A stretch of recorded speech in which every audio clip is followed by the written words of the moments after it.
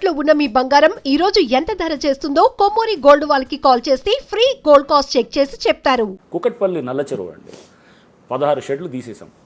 Not dwellings, షెడ్లు తీసాం. ఏంటి వాళ్ళు ఏదో కొంతమంది పనులు చేసుకోవడానికి అవన్నీ చెరువులో కట్టేసి ఎవరికి పట్టాలు లేవు, దాన్ని అంతా ఆక్రమించేసి షెడ్లు తీసినప్పుడు చాలా చాలా డిస్టర్బ్ అయింది, చాలా గోల చేశారు అంతా. చేసిన తర్వాత అప్పుడు హైడ్రాన్ దుమ్మెత్తి పోసారు. ఒక 1 year తర్వాత ఆ చెరువును తయారు చేశాం. మన ఫిబ్రవరిలో ముఖ్యమంత్రి గారు వారు ఇనాగ్రేట్ చేశారు దాన్ని. వేలాది మంది వచ్చి మొత్తం ఆవిడ రోడ్ల వెంబడి ఉండి స్వాగతం పలుకుతూ మొత్తం సీఎం గారు వస్తే చేసింది. దానికి సీఎం గారు కూడా చెప్పడం జరిగింది ప్రెస్ మీట్స్లో. అండ్ ఇప్పుడు అక్కడ వేలాది మంది 5 kilometers అవతల నుంచి పిల్లలు వాళ్ళ అందరూ వచ్చేసి చక్కగా వాళ్ళ ఆ పార్క్ని అంతా వాడుతున్నారు.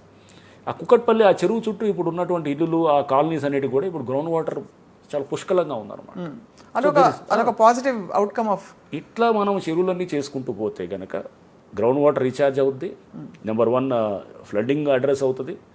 నెంబర్ 2 అది. నెంబర్ 3 ఈజ్ యూఆర్ క్రియేటింగ్ ఒక మంచి environment, ecosystem, ecology. So environment మీకు అక్కడ మంచి ఒక ఇకాలజీ ఎన్వైర్న్మెంట్ తయారు చేస్తున్నాము, పార్కులు తయారు చేస్తున్నాము. పిల్లలు ఇప్పుడు ఏం చేస్తున్నారండి, చిన్నపిల్లలంతా వాళ్ళు వచ్చేసి చిన్నప్పటి నుంచి వాడి చేతికి ఒక సెల్ ఫోన్ ఇస్తారు, లేదా ఒక ట్యాబో లేదా ఒక టీవీ ఏదో చూపిస్తూ వాడిని అట్లనే నడిపిస్తాం. డిజిటల్ మీడియాతోటి అతను ఫస్ట్ నుంచి డిజిటల్ దీంతో ఉంటాడంతా.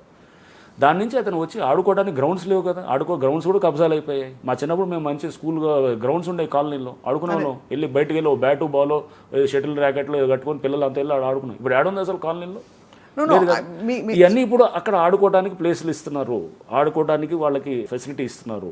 నెక్స్ట్ వాకింగ్ చేసుకోవడానికి ఎవరు ఆడవాళ్ళు వస్తున్నారు, సీనియర్ సిటిజన్స్ వస్తున్నారు. అండ్ వేలాది మంది అది వచ్చేది.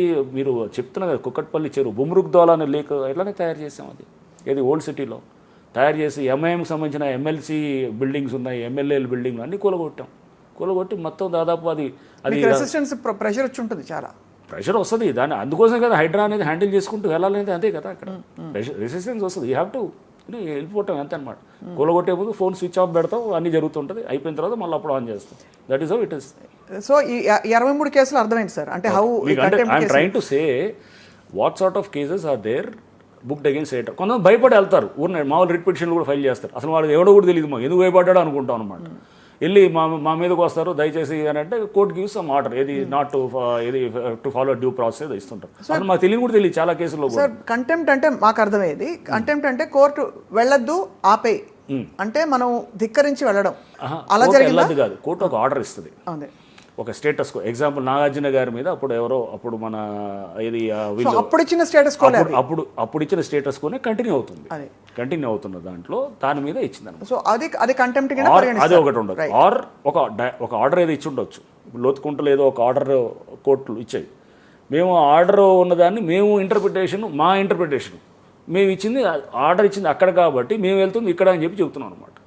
కోర్ట్ సెట్ లేదు, అలా కమ్యూనికేషన్ గ్యాప్ కాదు. మేము చెప్తుంది ఈ ప్లేస్ మీరు ఇచ్చిన ఆర్డర్ ఈస్ ఫర్ ఆర్డర్ అనేది ఎప్పుడైనా కానీ కూడా షెడ్యూల్ కూడా మెన్షన్ చేస్తారు. షెడ్యూల్ అంటే ప్రాపర్టీ ఎక్కడ ఉన్నదనేది. ఇప్పుడు మీ ఇల్లు అంటే దానికి ఒక నెంబర్ ఉంటుంది కదండి. మీ ఇల్లు ఒకటి, నా ఇల్లు ఉంది, నాది ఒక ఇంటి నెంబర్ ఉంటుంది.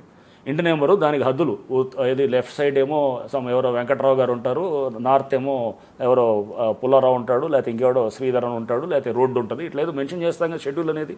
ఆ షెడ్యూల్ బట్టే పోతాం. అక్కడికి వెళ్ళి తీసుకెళ్ళినప్పుడు నీ షెడ్యూల్లో చూపించాలని అడుగుతాం. సో అలాగా మిస్ ఐడెంటిఫికేషన్తో ఎగ్జాక్ట్లీ. ఇప్పుడు మేము అడిగితే ఇప్పుడు మేము చెప్తున్నది లోతుకుంటలో అతని షెడ్యూల్ మ్యాచ్ కాదు, అతను తీసుకొచ్చిన షెడ్యూల్ ఇప్పుడు గ్రౌండ్లో మ్యాచ్ కాదు.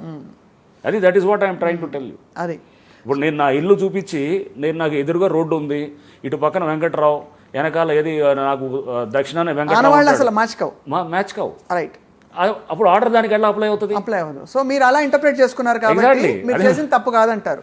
ఎందుకంటే తెలిసి రంగనాథ్ గారు లాంటి ఒక సీనియర్ ఆఫీసర్, అంటే మీరు కోర్టు ఇచ్చిన నోటీస్ని ధిక్కరించి నేను అయినా వెళ్తానని చెప్పి టైప్ అయితే కాదు కదా. స్వప్న ఏం చేస్తున్నారంటే land grabbers they have mastered that court craft. వీళ్ళకి ఎలా తప్పుదో పట్టించాలో తెలుసు. కోర్టులు are right, I have all respect for the courts. Court ఎక్కడ, బట్ వీళ్ళు అధికారులు కొంతమందిని తీసుకొని వీళ్ళు తయారు చేసేటటువంటి మ్యానిపులేటివ్ డాక్యుమెంట్స్ అనమాట. అదే ఇక్కడ సార్ మీరు మ్యానిపులేటివ్ డాక్యుమెంట్స్ అన్నారు కాబట్టి, అండ్ మీరు అనేది 100% రైట్ మేనేజ్ చేయడం. ఆయా గవర్నమెంట్స్లో ఇది ఒక పీరియడ్ ఆఫ్ టైంలో జరిగింది కదా, ఫలానా హయాంలోనే జరిగింది అని చెప్పలేదు కదా.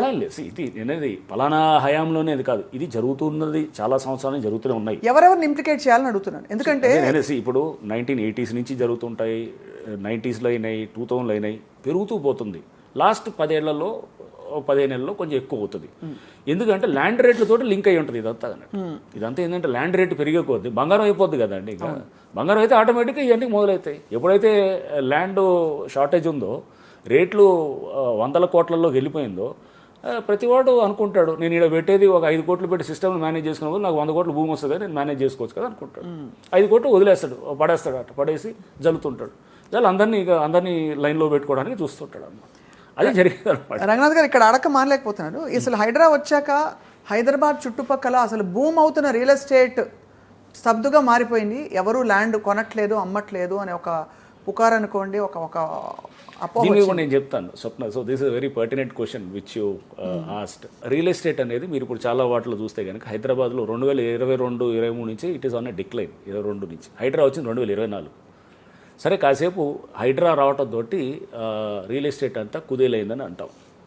బట్ వరంగల్లో ఎందుకు అక్కడ తక్కువ రియల్ ఎస్టేట్ ఇబ్బందిగా ఉన్నది, లేకపోతే ఖమ్మంలో ఎందుకు ఇబ్బందిగా ఉన్నది, పక్కన ఉన్న స్టేట్లో విజయవాడలో ఎందుకు కష్టంగా ఉన్నది, లేకపోతే విశాఖపట్నంలో ఎందుకు ఉన్నది, లేకపోతే ఢిల్లీలో ఎందుకు రియల్ ఎస్టేట్ సరిగ్గా లేదని చెప్పి మనకు వచ్చిన ఇది రకరకాల సర్వే రిపోర్ట్స్లో అన్నిట్లో తెలుస్తున్నది. సో ఇట్లా అన్నీ మరి వీటిలో అక్కడ హైడ్రా లేదు కదా. ఇవన్నీ ఏంటంటే ఒక మాఫియా ఒక భూతంగా చూపించి. ఎస్, హైడ్రా వల్ల కొంత అన్సర్టనిటీ వస్తుంది. ఇప్పుడు మీరు కొనుక్కోవాలనుకుంటారు, ఎక్కడ ఒక ల్యాండ్ కొనుక్కోవాలనుకుంటారు, హైడ్రా ఎక్కడొచ్చి ఏం చేస్తుంది అనేటటువంటి ఒక అన్సర్టనిటీ, ఒక భయం అనమాట. దాంతో ఏం చేస్తారు, ఫస్ట్లో కొన్ని రోజులు వదిలే ఎందుకు వచ్చింది ఇదంతా మనం అని చెప్పి అవుతాం.